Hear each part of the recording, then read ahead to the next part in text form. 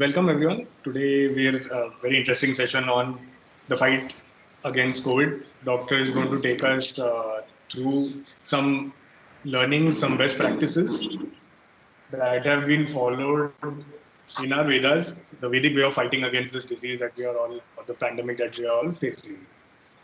So before we start, just a reminder: do that was put into the email, the glass of water, some shampoo, a straw, and an A4 size paper with you. The session will be in Marathi, so and we're also recording it. Post this, we will be localizing this into English and Hindi also. Dr. Kumbar has been very close to us, close to the Multiversity family last 5-6 years. He's a proprietor of Sunad Ayurved, based out of Pune, and he has branches in Chinchwad, Sangli, Nagar, Chembur. He advises, counsels, and also practices all across. A lot of very passionately. One more thing that he does is elimination of malnutrition in children, especially in tribal areas and villages where they don't have much access to good healthcare.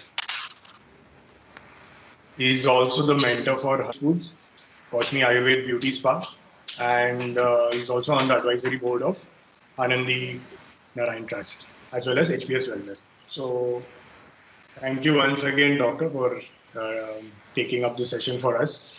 Over to you. Thank you, Nachi sir. Nachi sir, you're the best example of this Rasayan Chikitsa in Ayurveda. I would like to start my session with a naman of Dr. Bhatkar sir. He is my Guru Varya and also with Dhanvantari Stavan. Om Namami Dhanvantari Adidevam. Sarve Jana Sukhenu Bhavantu. Om Shanti Shanti Shanti. आप सभी की अनुमति से और doctor Bhatkar sir के मार्गदर्शन में मैं आप सभी के सामने एक अलग विषय ला रहा हूं, और वो है कुटी प्रावेशिक। कुटी प्रावेशिक शब्द का अर्थ देखा जाए तो कुटी का अर्थ झोपड़ी और प्रावेशिक का अर्थ प्रवेश करना होता है। कुटी प्रावेशिक का अर्थ है एक झोपड़ी में प्रवेश करना। कुटी प्रावेशिक से पहले हम इम्यूनिटी के बारे में, यानी इम्यूनिटी कैसे बढ़ाई जाए, इसके बारे में थोड़ा सा जान लेंगे। आज कोविड-19 नामक की वैश्विक महामारी की स्थिति में इम्यूनिटी बढ़ाने के विषय पर बहुत चर्चा की जा रही है। आइए पहले हम थोड़ा सा जान ले कि यह इम्यूनिटी या रोग प्रतिरोधक शक्ति क्या है। इम्यूनिटी दो प्रकार की होती है। ज्यादातर लोग इस इम्यूनिटी के बारे में जानते भी होंगे। एक होती है इनबॉर्न, जो कि जन्म के बाद कुदरती रीत से हमारे शरीर में कुछ इम्यूनिटी विकसित होती है, जो हमारे शरीर की अंदर स्थित थाइमस ग्रंथियों पर निर्भर करता है। इससे हमारे शरीर में कुछ फाइटर सेल्स और कुछ मेमोरी सेल्स बनती हैं। इसके अलावा बचपन में हमें अलग अलग टीके यानी कि वैक्सीनेशन लगाए जाते हैं। इन टीकों के कारण थाइमस ग्रंथि सक्रिय होती है, इसलिए इन विभिन्न फाइटर सेल्स और मेमोरी सेल्स का गठन सामान्य और उचित रूप में हो जाता है। इसके अलावा एक्वायर्ड यानी हम बाहर से भी कई प्रकार की इम्यूनिटी पाते हैं। उनमें से एक है रासायनिक चिकित्सा, जो आयुर्वेद में निर्धारित है। आज हम इसी के बारे में जानने वाले हैं। इम्यूनिटी बढ़ाने के लिए हम बाहरी चीजों का सेवन करके खुद को प्रतिरक्षित करने की कोशिश करते हैं, या विभिन्न मल्टीविटामिन या इम्यूनिटी बढ़ाने वाले कुछ अलग पदार्थों का सेवन करते हैं।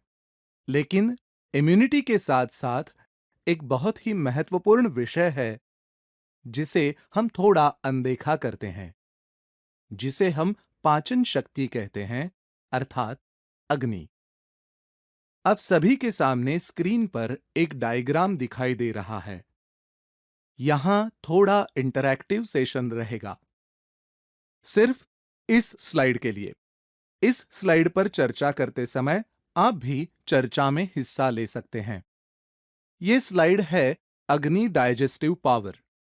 इस डायग्राम में हम देखते हैं कि एक बर्नर चल रहा है, उस पर एक बर्तन रखा है जिसमें चावल है जो उबल रहे हैं। इसके साथ वहां एक एयर ब्लोअर है। ये सब ठीक तरह से आपके लिए क्लियर हैं? जब उस ब्लोअर को चलाया जाता है तो इससे आग बढ़ जाएगी। जैसे ही आग बढ़ती है, उसके ऊपर का चावल ठीक से जितनी जल्दी हो सके उबल जाएगा। अब यही अवधारणा यानी कंसेप्ट आपके शरीर में भी है। आपके शरीर का पाचन तंत्र भी आयुर्वेद में इसी तरह से समझाया गया है। यहां जो लार्ज इंटेस्टाइन दिखाया है, वह वात का मुख्य स्थान है। आप डायग्राम के अंदर दिखाए हुए एरो पर गौर करेंगे तो जो एक एयर ब्लोअर है, उसे आप लार्ज इंटेस्टाइन कंसीडर कर सकते हैं। इसके अलावा अग्न्याशय मतलब जहां आपके शरीर का मेन डाइजेस्टिव सिस्टम स्थित होता है, वो है small intestine. First part of small intestine, जहां वो अग्नि है। बर्तन में रखे चावल की तुलना हमारे द्वारा खाए गए भोजन से की जाती है।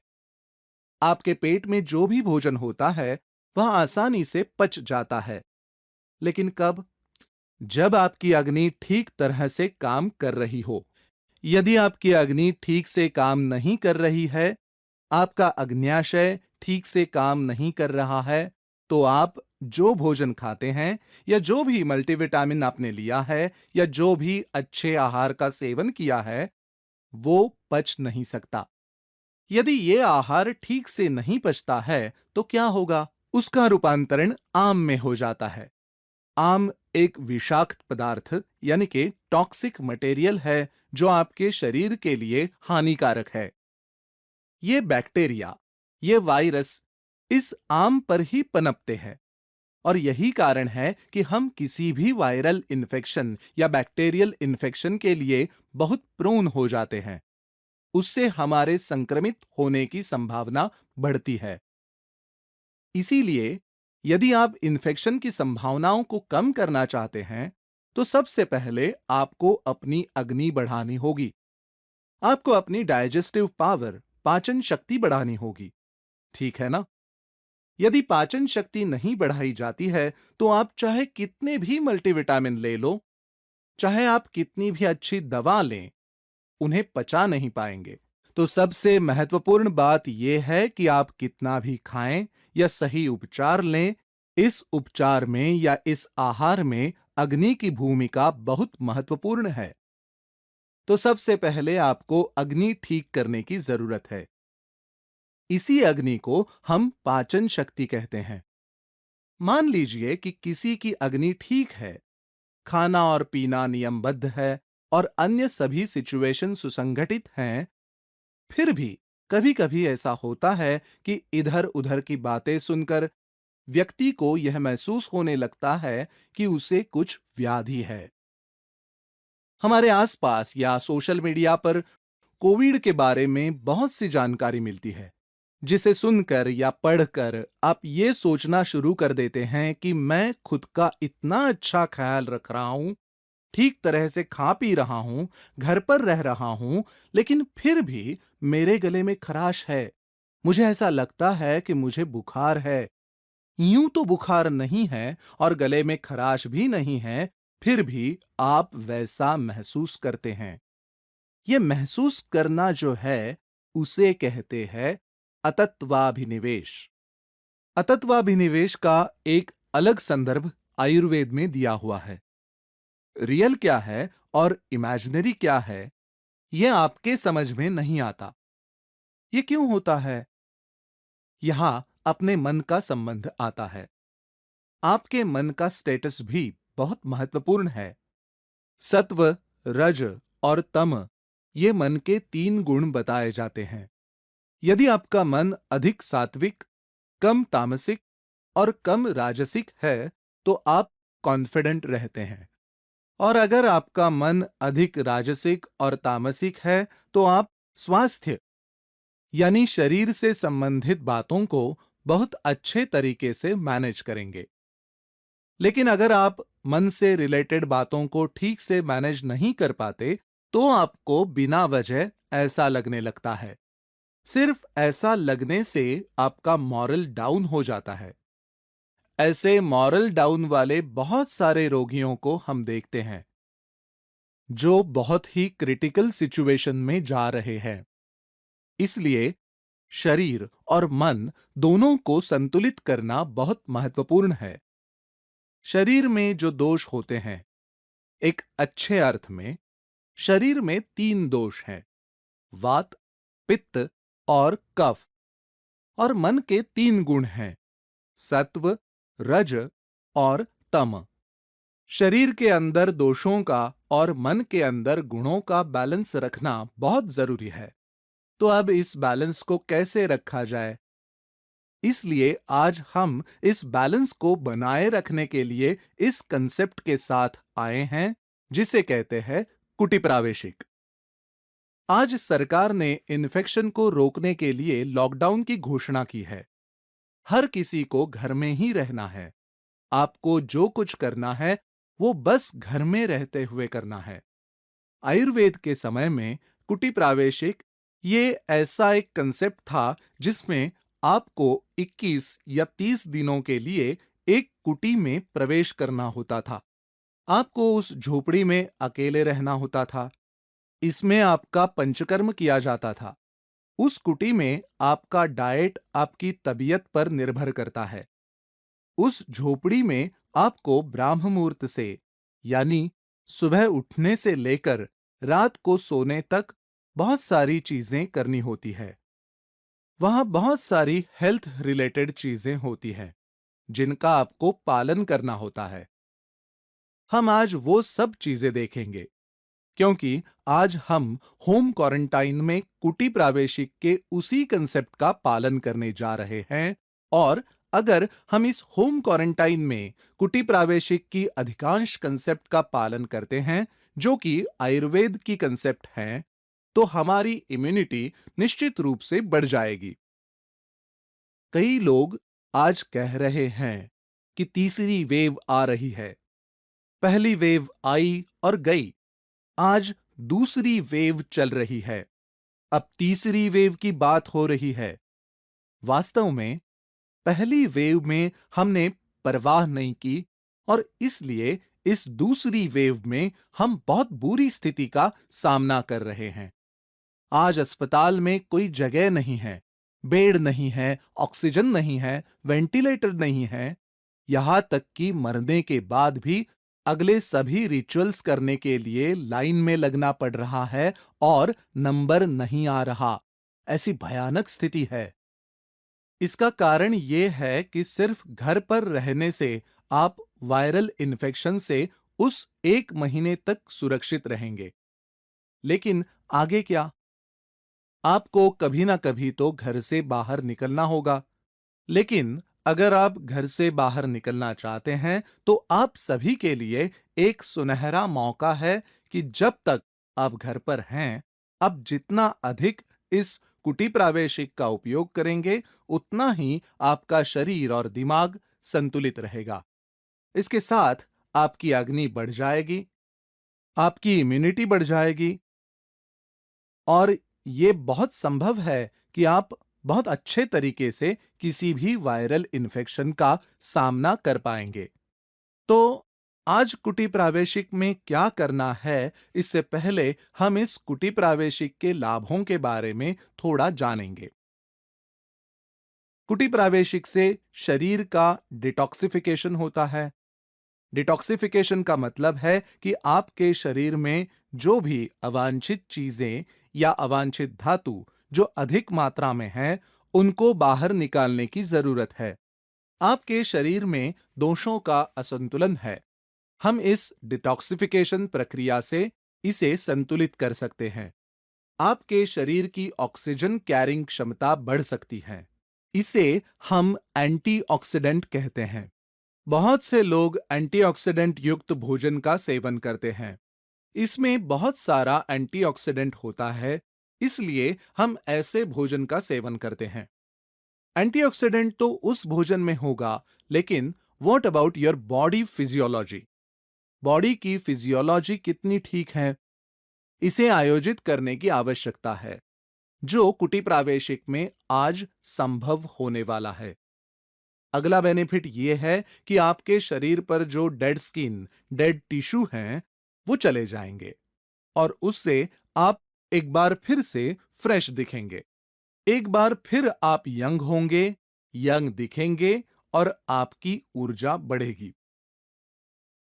इस पैंडेमिक में भी वेट लॉस ये एक चर्चा का विषय है। कोई भी वेट गेन करना या ओवरवेट होना पसंद नहीं करता है। आप घर में रहते भी वजन कम कर सकते हैं। कुटी प्रावेशिक में ये संभव है। आपकी एकाग्रता का स्तर बढ़ता है क्योंकि ये आपके दिमाग को भी संतुलित करता है और सबसे महत्वपूर्ण बात है स्ट्रेस मैनेजमेंट की। हम इस कुटी प्रावेशिक के माध्यम से स्ट्रेस मैनेजमेंट तथा तनाव प्रबंधन भी कर सकते हैं। इस कुटी प्रावेशिक का मुख्य उद्देश्य रसायन है। रसायन का मतलब है रिजुनवेट योरसेल्फ। अपने आप को एक बार फिर एनर्जेटिक कीजिए, यंग कीजिए। एक बार फिर आप नए टिश्यू, नए सेल्स का निर्माण करते हैं। ये कुटी प्रावेशिक रसायन के माध्यम से प्राप्त किया जाता है। ये कुटी प्रावेशिक रसायन आमतौर पर 3 वर्गों में होता है। एक आहार रसायन है। आप आहार के माध्यम से भी अपने आप को रिजुनवेट कर सकते हैं। आचार रसायन एक बहुत महत्वपूर्ण हिस्सा है। मतलब हाउ टू बिहेव। यह उतना ही महत्वपूर्ण है कि आप सुबह उठने से लेकर रात को सोने तक का व्यवहार कैसे करते हैं। तो आचार रसायन अपनी इम्यूनिटी को बढ़ाने के लिए उतना ही महत्वपूर्ण है। इसके बाद औषध रसायन है। औषध रसायन सबसे आखिर में बताया गया है। आहार रसायन बहुत महत्वपूर्ण है, आचार रसायन बहुत महत्वपूर्ण है और उसके बाद औषध रसायन आता है। ये सब बातें आज हम देखने वाले हैं। जब आहार की बात आती है तो हमारे शरीर की प्रकृति बहुत महत्वपूर्ण है। अपना ब्लड ग्रुप तो सभी जानते हैं, but very few people know their own प्रकृति। ब्लड ग्रुप की जानकारी होती है, लेकिन प्रकृति की जानकारी नहीं होती। ये हमें इस दुविधा में छोड़ देता है कि क्या खाना चाहिए और क्या नहीं। इसलिए सभी को अपनी प्रकृति को जानना होगा। हम प्रकृति के बारे में बाद में जान लेंगे कि प्रकृति को कैसे आइडेंटिफाई करते हैं। जब कोविड जैसे वायरल इन्फेक्शन की बात आती है तो आहार रसायन में सबसे पहले हम वेज डाइट का सुझाव देते हैं। कई लोग कहते हैं कि उबला हुआ अंडा खाएं, नॉनवेज खाएं, सूप पिए, लेकिन ये सभी नॉनवेज आहार तामसिक हैं। वायरल इन्फेक्शन, बैक्टीरियल इन्फेक्शन तमोगुण का प्रतिनिधित्व करते हैं।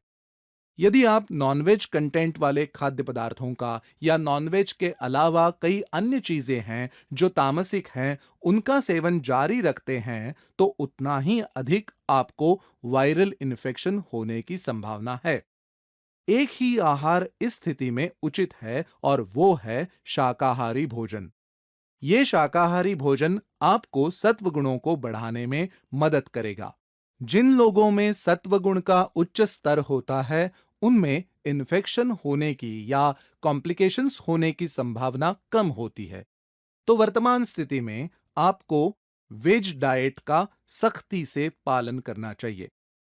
दूसरा कारण यह है कि आज जो ये महामारी की स्थिति है, वो गर्मी के मौसम में आई है। पिछले साल की बात करें तो उस समय भी गर्मी का मौसम ही था। ये गर्मियों का मौसम आयुर्वेद में अग्निमंद रहने का समय है।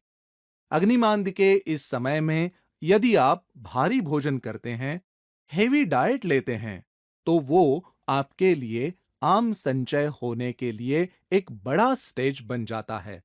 जब आपके शरीर में आम इकट्ठा होती है, तो आप एक टॉक्सिक पैदा करते हैं और जब टॉक्सिक का निर्माण होता है, तो आप वायरस को वापस आमंत्रित करते हैं। तो ऐसे मौसम को देखते हुए भी वेज आहार का सेवन आपको सुरक्षित रहने के लिए एक प्लस है। अब जैसा कि हमने पहले कहा है, हमें हमारी प्रकृति जानने की आवश्यकता है। हमारी प्रकृति के अनुसार हमारा आहार कैसा होना चाहिए, उसमें क्या कंटेंट होना चाहिए, इसके बारे में जितना कहा जाए वो कम है। कुछ बातें मैं नची सर के साथ साझा करूंगा, जिसमें वात प्रकृति वालों को कौन सा आहार लेने की जरूरत है, पित्त प्रकृति वालों को कौन सा आहार आवश्यक है और कफ प्रकृति वालों को कौन सा आहार लेना चाहिए, ये मैं बताऊंगा।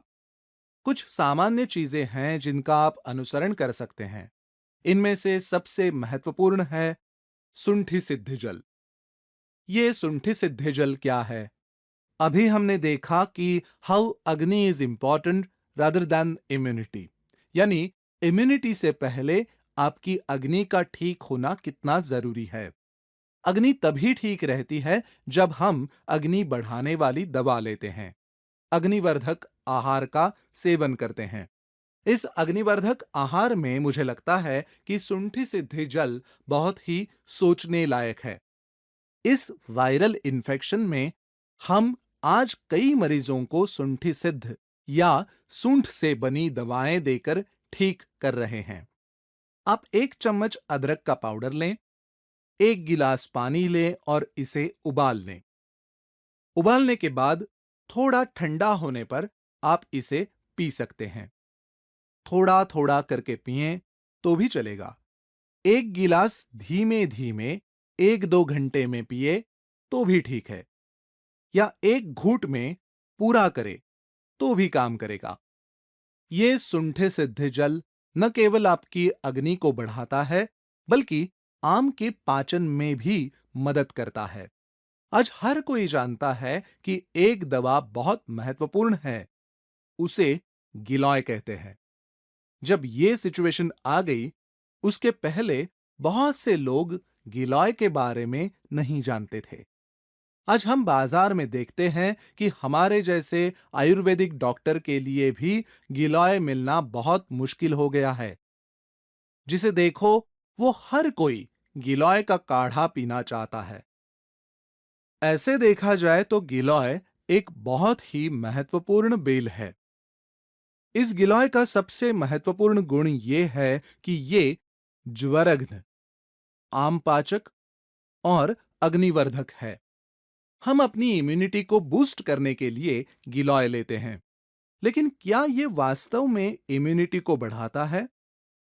अपनी रोग प्रतिरोधक क्षमता को बढ़ाने के बजाय सबसे पहले आम पाचन करने का काम करती हैं।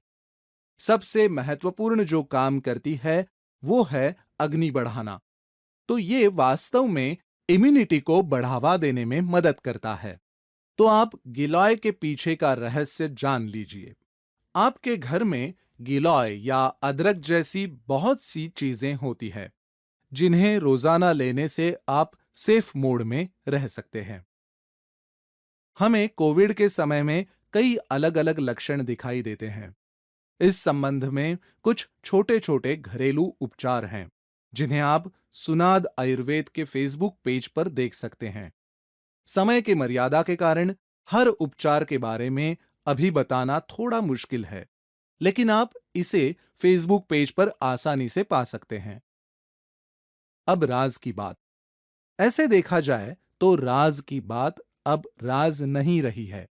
मैंने आपको इसके बारे में 50% तो बता दिया है। एक बार फिर हम इसके बिंदुओं पर गौर करेंगे। तो राज की बात यही है कि आपको अपनी प्रकृति के अनुसार अपने आहार का पालन करने की आवश्यकता है। दूसरा बिंदु नींद है। अब कई लोगों को नींद को लेकर कुछ गलतफहमियां हैं। बस एक वाक्य सभी जानते हैं, 6 से 8 घंटे की नींद का मतलब ठीक है। लेकिन मामला वो नहीं है। वो नींद किस समय ली है, ये भी महत्वपूर्ण है। अगर आप रात के 2 बजे सोते हैं और 6 घंटे की नींद के बाद 8 बजे या 9 बजे उठते हैं, तो ये अच्छा नहीं है। दरअसल आपको सुबह ब्राह्म मुहूर्त में उठना होगा। ब्राह्म मुहूर्त की ये अवधि आमतौर पर सुबह 4 से 6 के बीच होती है। इसलिए इस समय आपको उठना होगा, क्योंकि ये वात का काल है। उस वात के काल के दौरान जागने के बाद आपके अगले रिचुअल्स जो होते हैं, उनको फॉलो करना जरूरी होता है। दिनचर्या, हम इसके बारे में बाद में बात करने वाले हैं। यदि आप सुबह 4 से 6 के बीच उठना चाहते हैं, तो गणना करें कि उससे पहले आपको किस समय बिस्तर पर जाना चाहिए। बिना बात के जो लंबे समय तक रात में जागते हैं, उनका तमोगुण बढ़ जाता है, रजोगुण बढ़ जाता है, इंडाइजेशन बढ़ता है। हम बिना वजह दोषों को बढ़ावा देते हैं। इससे आपकी क्वालिटी ऑफ लाइफ बिगड़ जाती है, आपकी क्वालिटी ऑफ हेल्थ बदल जाती है, और फिर से हम इस तरह के विभिन्न इन्फेक्शन के लिए प्रोन हो जाते हैं। विभिन्न इन्फेक्शन होने की संभावना को हम ही बढ़ाते हैं। इसलिए सही समय पर सही मात्रा में नींद लेना बहुत जरूरी है। ब्रह्मचर्य, आयुर्वेद में ब्रह्मचर्य का विषय बहुत अलग तरीके से प्रस्तुत किया गया है। ब्रह्मचर्य केवल शारीरिक ब्रह्मचर्य नहीं है, बल्कि मानसिक ब्रह्मचर्य का भी पालन करने की आवश्यकता है। यदि आप ब्रह्मचर्य के इन दोनों तरीकों का पालन करते हैं, तभी इसे ब्रह्मचर्य कहा जा सकता है। अदरवाइज नो ब्रह्मचर्य। फिर दिनचर्या है। हम अगली स्लाइड में दिनचर्या के बारे में देखेंगे। व्यायाम करें। हम अभी व्यायाम करेंगे, लेकिन अब से हम इसे हर दिन करेंगे। व्यायाम बहुत जरूरी है, क्योंकि आज हम सब घर पर हैं। लोगों की आवाजाही बहुत सीमित है। हम सीखेंगे कि ये कैसे करना है। आयुर्वेद की लाइफस्टाइल और रसायन थेरेपी। तो अब हम अगली स्लाइड में एक एक करके देखेंगे। दिनचर्या। दिनचर्या में आपके सामने दिखने वाले जो छोटे छोटे स्क्वायर हैं, उनमें कुछ स्क्वायर्स बहुत महत्वपूर्ण हैं। मैं आपको समझाता हूं। पहला स्क्वायर है नींद, यानी नींद पूरी करके सुबह कब उठना है। अब फोटो में दिख रहे बच्चे की मुस्कान कितनी अच्छी है। हम इस तरह से कब हंसते हैं? सुबह उठने पर हम शायद ही कभी मुस्कुराते हैं। सुबह उठने के बाद ही आपके पास इतने सारे टारगेट होते हैं, क्योंकि आपकी नींद खुलने में ही 8 बज जाते हैं। सुबह 8 बजे जागने के बाद आपकी अगली दिनचर्या शुरू होती है। एक ऐसी दिनचर्या में जहां हम बहुत दीन होते हैं, और अगर हमारे दिन की शुरुआत ऐसी हो, तो हम सत्वगुण कैसे बढ़ा सकते हैं? यदि हम ब्राह्म मुहूर्त में उठते हैं, तो वो वात का समय होता है, और जब हमारा वात का स्थान ठीक रहता है, नियमित रहता है, तो बाकी बायोलॉजिकल साइकिल नॉर्मल रहता है। बहुत से लोग सोचते हैं कि सुबह इतना जल्दी उठने के बाद हम क्या करेंगे, लेकिन आप रात में जो काम करते हैं, वो आपको सुबह जल्दी उठकर करना चाहिए।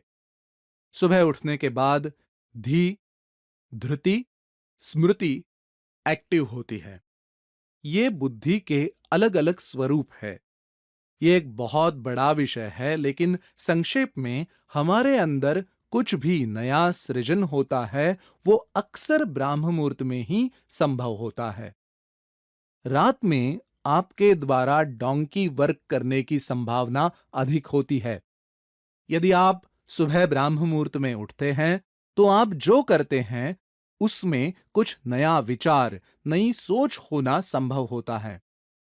इनोवेटिव कंसेप्ट सुबह में आते हैं, क्योंकि सत्व गुण का प्रभाव उस समय अधिक होता है। ब्राह्म मुहूर्त में जागने के बाद पेट की सफाई भी अच्छी हो जाती है, जो आपके स्वास्थ्य से जुड़ा एक बहुत ही महत्वपूर्ण हिस्सा है। यदि आप अपने शरीर में से ठीक से मलत्याग नहीं कर सकते हैं, तो ऐसे रोगियों में रोगी ही कहना चाहिए, क्योंकि यदि आपका पेट ठीक से साफ नहीं होता है, शौच नहीं किया जाता है, तो इससे टॉक्सिक पदार्थों के बढ़ने की संभावना होती है। ऐसे में फिर से वात का स्थान बिगड़ जाता है। वात का स्थान लार्ज इंटेस्टाइन है। लार्ज इंटेस्टाइन का कार्य इतनी अच्छी तरह से नहीं हो रहा तो समस्या है। पेट साफ रखने के ऐसे कई उपाय हैं। सबसे सरल उपाय है सुबह उठकर 2 चम्मच गाय का घी गर्म पानी के साथ लेना। आप आमतौर पर 3 से 4 दिनों में एक अच्छा सुधार देखेंगे।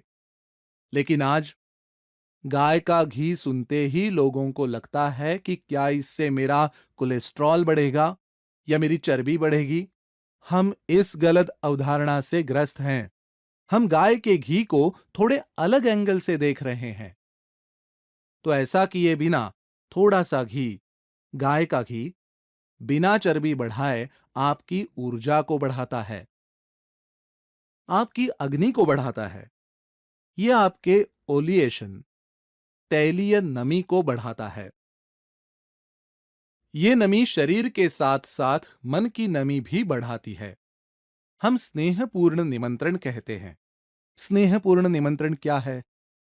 क्योंकि इसमें प्रेम है। ये स्नेह हमारे शरीर के साथ साथ हमारे द्वारा दिए गए निमंत्रण में भी मौजूद होना चाहिए। और इसके ठीक विपरीत गुण तेल में है। जब आप पेट में तेल लेते हैं तो वो तेल सूखापन बढ़ाता है। और घी ही एकमात्र ऐसा तत्व है जो इंटेस्टाइन के अंत तक जस का तस बना रहता है। तेल हालांकि कन्वर्ट होता है। तेल पेट में प्रवेश करने के बाद it starts to convert into opposite quality. It converts into dryness. इससे इंटेस्टाइन का सूखापन बढ़ जाता है। इसलिए तैलीय भोजन करने से असुविधा होती है, लेकिन घी वाला भोजन करने से असुविधा नहीं होती है। जैसा कि अगली तस्वीर में देखा जा सकता है, शौच यानी हाथ साफ करना, यह विषय आज बहुत कॉमन है। इसके बाद दंत धावन दिया जाता है। दंत धावन का मतलब ब्रश करना होता है। सुबह जागने के बाद हम दांतों को ब्रश करते हैं और हम पेस्ट से ब्रश करते हैं।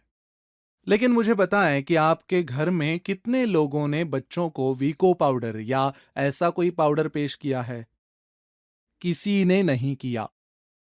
शायद ही 1% लोग होंगे जिनके घर में छोटे बच्चों को इस तरह के टूथ पाउडर की जानकारी होगी। आज हम सभी पेस्ट का इस्तेमाल कर रहे हैं, लेकिन आज हम इस बारे में थोड़ा सोचते हैं। एक फिजिशियन के रूप में आज जो सबसे खराब स्थिति हमें दिखाई देती है वो है म्यूकरमाइकोसिस। आपने सुना होगा कि कोविड मरीजों के ठीक होने पर बहुत हायर एंटीबायोटिक्स, स्टेरॉइड दिए जाते हैं। किसी तरह मरीज ठीक हो जाते हैं और घर आने पर वो किसी और बीमारी से ग्रसित नजर आते हैं, और वो है म्यूकरमाइकोसिस। म्यूकरमाइकोसिस एक बीमारी है जो मुंह से संबंधित है। इसका कारण है कि आपने अपने मुंह का हाइजीन ठीक से नहीं रखा है। कोई भी पेस्ट उसे बचा नहीं सकता है। इसके लिए आयुर्वेद ने बहुत पहले बताया है कि आपकी प्रकृति के अनुसार आपको दंत धावन के लिए किस तरह के पाउडर का उपयोग करना होगा। आज बाजार में वीको पाउडर बहुत आम है। आप इसका उपयोग कर सकते हैं, लेकिन मेरा निजी विचार है कि आप कषाय धर्म के पाउडर का उपयोग करें। कषाय यानी जिसका टेस्ट एस्ट्रिजेंट है, ऐसे पाउडर का इस्तेमाल कर सकते हैं।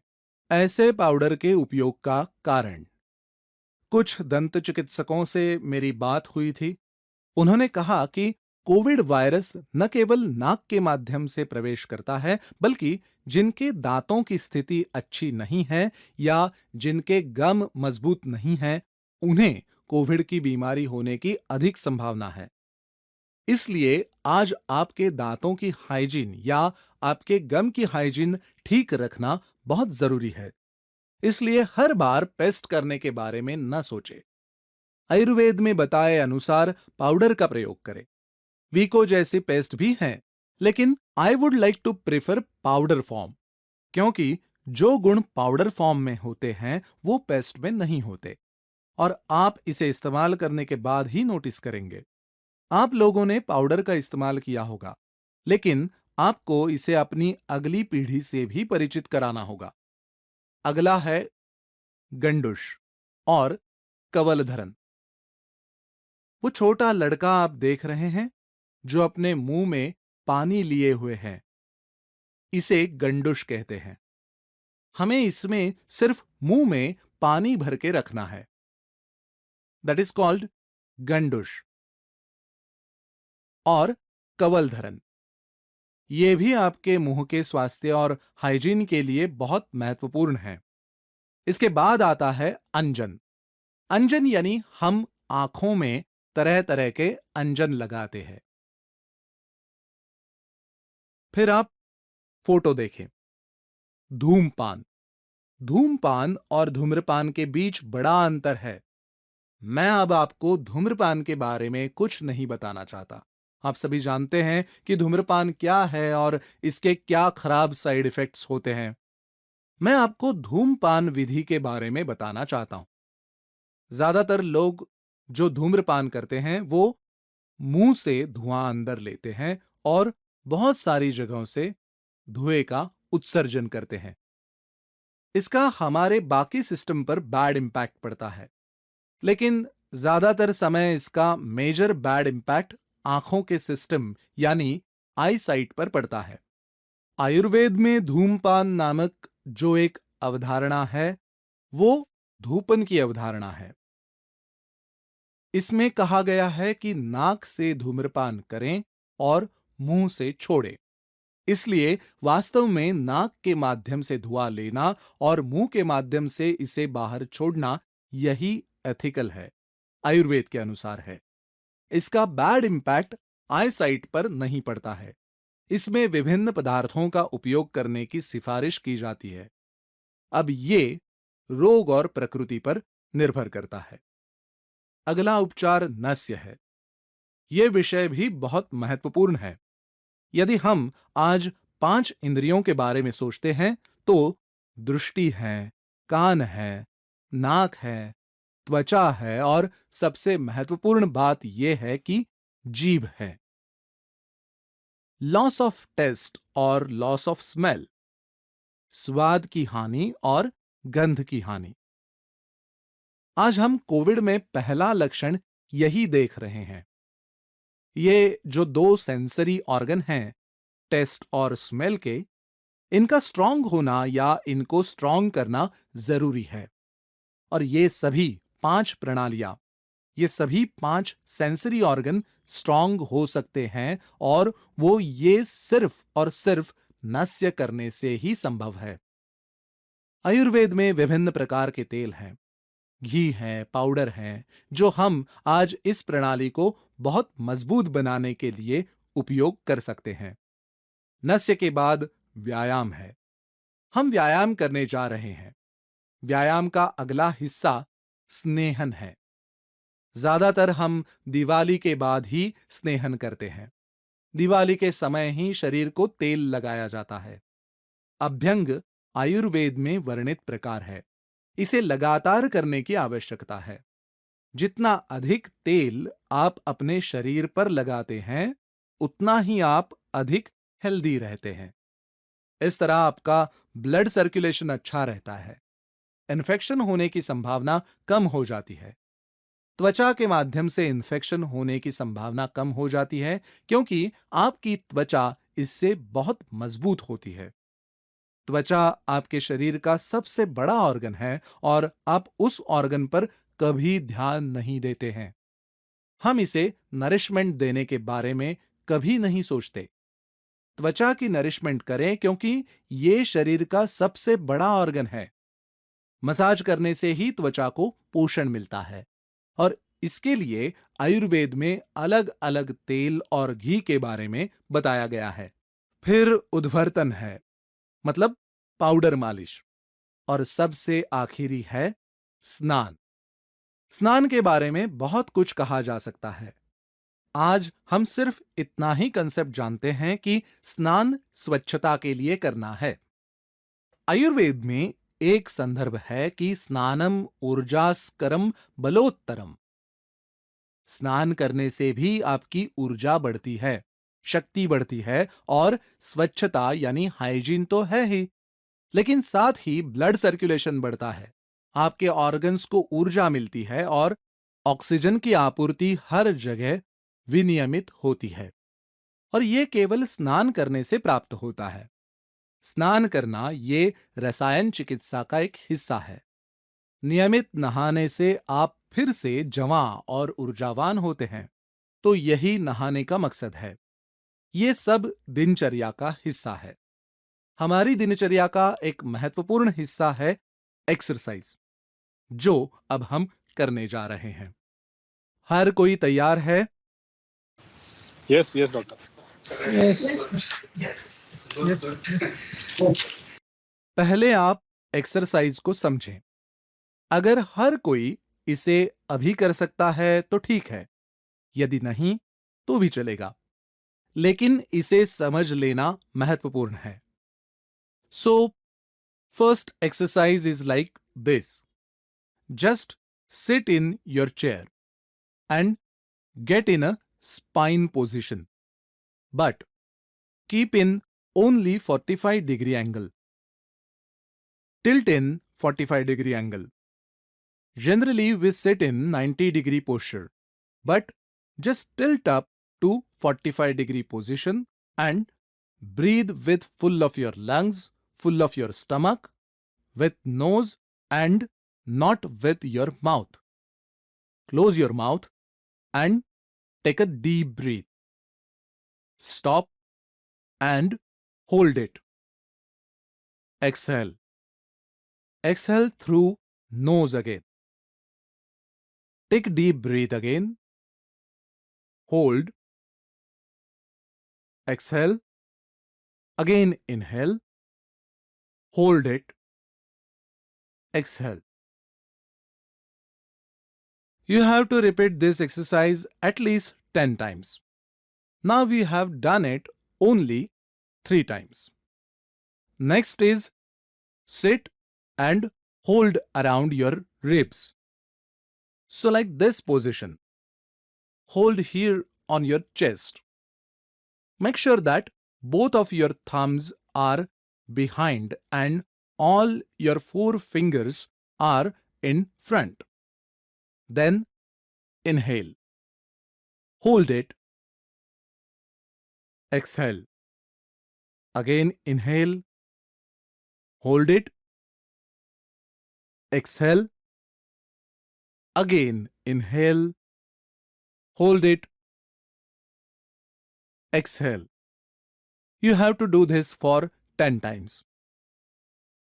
Next exercise is to sit properly. Hands up. Hands down. Now inhale and hands up. Exhale and hands down. Again, inhale and hands up. Exhale and hands down. Inhale and exhale. Inhale and exhale. Inhale and exhale. Fast. Inhale and exhale.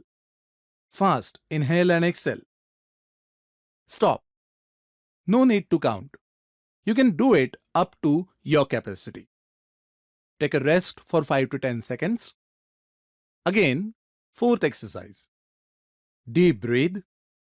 Hold it for 5 seconds. And blow out all air through your mouth.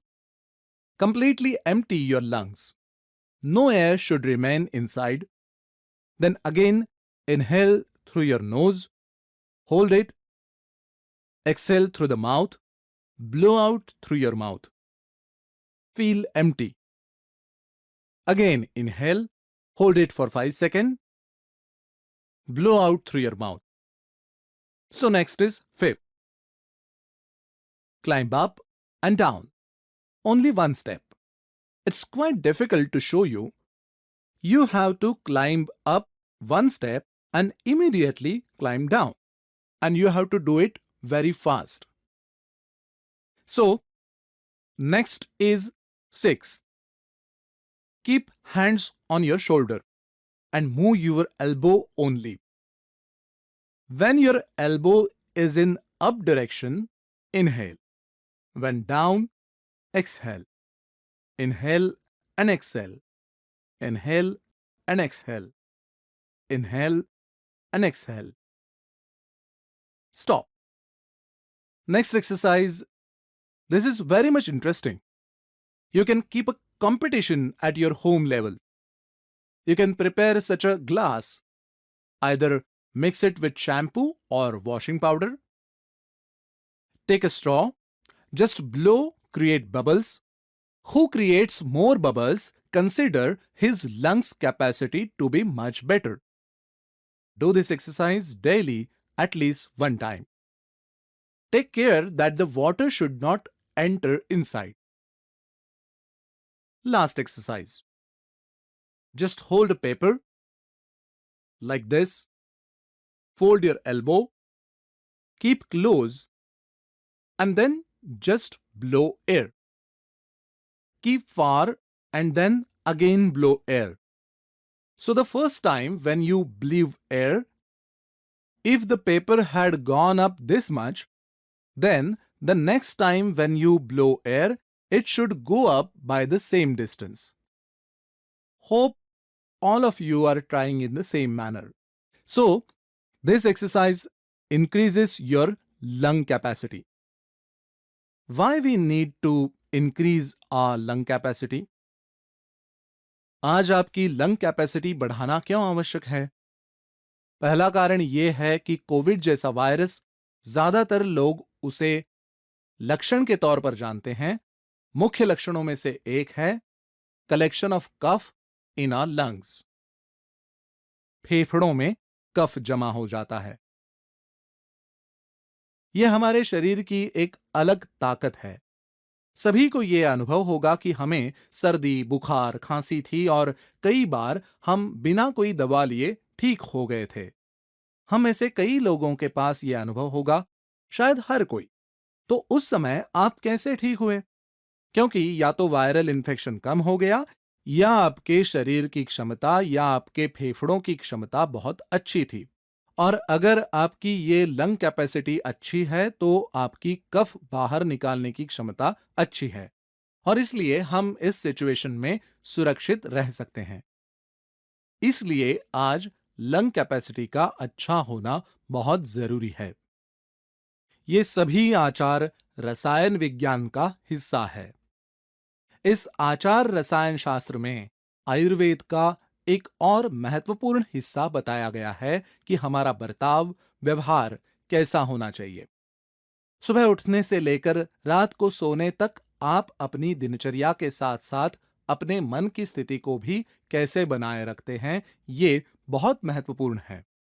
आपकी स्वास्थ्य स्थिति इस बात पर भी निर्भर करती है कि आप क्या सोचते हैं, कैसे सोचते हैं, क्योंकि सत्व, रज और तम मन के 3 गुण हैं. कोई क्या सोचता है, कोई कैसे सोचता है, अपने बारे में, अपने परिवार के बारे में, अपने समाज के बारे में, अपने देश के बारे में और इस ब्रह्मांड के बारे में, इस दुनिया के बारे में हम क्या सोचते हैं. संत ज्ञानेश्वर ने कहा है कि आता विश्वात मके देवे. ज्ञानेश्वर ने विश्व के बारे में सोचा. वे सिर्फ अपने क्षेत्र, अपने गांव, अपने शहर के बारे में नहीं सोचते थे. इस विश्व के बारे में सोचने वाले ज्ञानेश्वर में बहुत सारे सत्व गुण थे. ऐसा क्यों होगा? क्योंकि वे इन सभी चरणों से गुजरे थे. अब मैं आपको जो चरण बताने जा रहा हूं, वो बहुत महत्वपूर्ण है. इसके लिए बहुत शोध, बहुत सोच विचार की आवश्यकता है. इसमें निम्न बातें आती हैं: यम, नियम, आसन, प्राणायाम, प्रत्याहार, धारणा, ध्यान, समाधि। अब जब हम यम के बारे में सोचते हैं तो यम का अर्थ है संयम यानी एब्स्टिनेंस। इसके भी कई प्रकार हैं। हम सिर्फ इस आचार रसायन भाग 2 के बारे में फिर कभी बात करेंगे। संयम रखना जरूरी है। उन्होंने इस संयम को 5 प्रकारों में विभाजित किया है। अहिंसा, सत्य, अस्तेय आदि। इन सब में संक्षेप में हमें हर चीज पर संयम रखने की जरूरत है। अब आप इस बात पर गौर करें। फिर नियम है। नियम यह है कि कुछ चीजें हैं जिनका सख्ती से पालन करने की आवश्यकता है। शौच, संतोष, तप, स्वाध्याय और ईश्वर प्रणिधान। शौच का अर्थ है स्वच्छता। स्वच्छता का पालन जरूरी है। ये वेदों में उस समय कहा गया है। संतोष क्या है? तप और स्वाध्याय भी उतने ही जरूरी है। शौच यानी केवल हाइजीन फॉलो करना, ऐसा मतलब नहीं है। इसके साथ ही पतंजलि योग दर्शन में कई मानदंड बताए गए हैं। आसन, योग के आसन। आप ये रोज करते हैं, मुझे नची सर ने बताया है। यह सुनकर बहुत अच्छा लगा। जितना अधिक आप इसका पालन करते हैं, उतना ही ये आपके शरीर और मन दोनों को संतुलित करने में मदद करता है। स्थिर सुखमासनम। इसका अर्थ है शरीर और मन दोनों के बीच जो स्थिरता आती है, वो आसनों के कारण ही आती है। इसलिए आप आसन का अभ्यास जितना अधिक करेंगे, उतनी ही स्थिरता आप में आएगी और आप किसी भी बुरी स्थिति का सामना करने में सक्षम हो जाएंगे। इतनी क्षमता आप में विकसित होती है। प्राणायाम, श्वास नियंत्रण। ब्रीदिंग के बहुत सारे व्यायाम हैं। उनमें से एक शॉर्ट एक्सरसाइज सिर्फ लंग्स के लिए मैंने अभी आपसे करवाया। प्रत्याहार के बारे में, moving from outer sphere to inner body sphere. ऐसा कहते हैं, इसका मतलब है कि हम सभी को शरीर की आत्मा को जानना होगा। धारणा, ध्यान और समाधि बहुत गहरे विषय है। धारणा यानी कंसंट्रेशन, एकाग्रता। आप कुछ पाना चाहते हैं। जब आप जानते हैं कि आप क्या प्राप्त करना चाहते हैं, वो होती है धारणा। अब हम उसे प्राप्त करने का प्रयास करते हैं, वो है ध्यान। और जब हम उस चीज के साथ एक हो जाते हैं, हम उस चीज में लीन हो जाते हैं, हमें और कुछ नहीं दिखता, वो है समाधि की स्थिति। समाधि की इस अवस्था तक पहुंचने के लिए आपको हिमालय में रहने की जरूरत नहीं है। आप घर पर रहकर भी जिस जगह पर आप अभी काम कर रहे हैं, जहां आप जॉब कर रहे हैं, वहां भी आप समाधि की स्थिति में पहुंच सकते हैं। समाधि का शाब्दिक अर्थ यानी आप अगर सोचते होंगे कि ऋषि मुनि समाधि अवस्था में बैठते थे, तो वो समाधि नहीं है। समाधि ये एक अवस्था है जब हम अपने काम से किसी व्यक्ति के साथ, हमारा कोई ना कोई लक्ष्य होता है, उस लक्ष्य के साथ एकरूप हो जाते हैं। समाधि की ये स्थिति आज हमें पाने की जरूरत है। इसलिए आचार रसायन पाठ में जो अष्टांग योग है, या ये 8 नियम हैं जिनका हमें आज पालन करने की आवश्यकता है। आज हमने आहार रसायन को देखा, आचार रसायन को देखा, और अब हम एक बहुत ही अहम बात, औषध रसायन को देखने जा रहे हैं। क्या है ये औषध रसायन? मैंने आयुर्वेद की पहली कंसेप्ट बताई थी कि अगर आप इम्यूनिटी बढ़ाना चाहते हैं, तो केवल इम्यूनिटी बढ़ाने वाले कंटेंट जैसे कि मल्टीविटामिन का सेवन करना काफी नहीं होता। इसके साथ साथ हमारे अंदर इसे पचाने की ताकत भी होनी चाहिए। वो अग्नि हम में होनी चाहिए। अग्नि ठीक हो तो ये औषध रसायन काम आती है। मूल रूप से यदि आपकी अग्नि अच्छी नहीं है तो ये औषध रसायन किसी काम की नहीं होगी। और इसके लिए निर्धारित विधि से पहले अग्नि को बढ़ाइए और फिर औषध रसायन का सेवन करें। औषध रसायन में च्यवनप्राश का बहुत महत्व है। सभी जानते हैं कि च्यवनप्राश में आंवला मुख्य सामग्री है। आज सभी आधुनिक विज्ञानों में विटामिन सी का महत्व बताया जाता है। जिस ऋषि ने च्यवनप्राश बनाया वे स्वयं 500 से अधिक वर्षों तक जीवित रहे। उसका कारण यह था कि वे एक रासायनिक ट्रीटमेंट थी। वो रसायन चिकित्सा थी जिसका उन्होंने पालन किया। उन्होंने इन सभी रसायन थेरेपी को फॉलो किया, साथ साथ च्यवनप्राश का भी सेवन किया। हमें आज ये सब करना जरूरी है। जो सेकंड लाइन में लिखा है उसे हम ड्राई अमालकी कहते हैं। मराठी भाषा में हम उसे आवड़ा काठी कहते हैं। आपको इस ड्राई आंवले का सेवन रोजाना करना है। सुंठी सिद्ध जल का मैं पहले ही उल्लेख कर चुका हूं। अदरक का रस और शहद मैंने स्पेसिफिक मेंशन किया है। अक्सर ऐसा होता है कि अतत्वाभिनिवेश वाले बहुत से रोगी दिखाई देते हैं। मेरा मतलब है सिर्फ सुनने या चर्चा करने से लगने लगता है कि मेरे गले में कफ है, खराश है, दर्द हो रहा है, या मुझे ऐसा महसूस होता है कि मुझे बुखार है। अदरक का रस बहुत महत्वपूर्ण काम करता है और उन लोगों के लिए जिनको शुगर की समस्या नहीं है, वो अगर शहद के साथ इसे लेते हैं तो ये और भी बेहतर काम करता है। इसलिए अदरक का रस और शहद बहुत जरूरी है। ये अग्नि को बढ़ाता है, आम को पचाता है, कफ को नियंत्रित करने में मदद करता है। इसलिए अदरक का जूस लें। फ्लैक्स सीड सभी जानते होंगे। उसकी चटनी का सेवन करना बहुत जरूरी है। शुरू में मैंने कहा था कि गिलॉय आम पाचक है, इसलिए ये इम्यूनिटी बढ़ाने में भी मदद करता है। वास्तव में जब हम इन सभी रसायन थेरेपी फॉलो करते हैं, यदि आप वास्तव में स्वस्थ रहना चाहते हैं, यदि आप स्थिर रहना चाहते हैं, तो एक बात बहुत महत्वपूर्ण है जो मुख्य उपचार है, और वो है जो इस स्लाइड में दिखाया है।